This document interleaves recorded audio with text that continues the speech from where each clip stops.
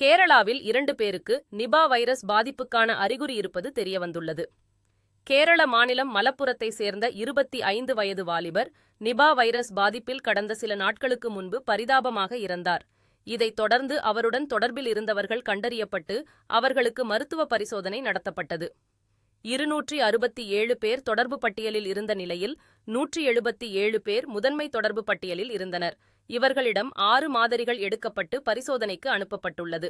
இவர்களில் 32 பேர் மருத்துவமனையில் சிகிச்சை பெற்று வந்தனர். இவர்களில் 2 பேருக்கு நிபா வைரஸ் பாதிப்பு அறிகுறி இருப்பது தெரியவந்தது. இதனைத் தொடர்ந்து 2 பேரும் மலப்புரம் மஞ்சேரியில் உள்ள அரசு மருத்துவக் கல்லூரி மருத்துவமனையில் அனுமதிக்கப்பட்டனர். அவர்களிடம் மேலும் சில மாதிரிகள் எடுக்கப்பட்டு பரிசோதனை நடத்தப்பட்டு வருகிறது.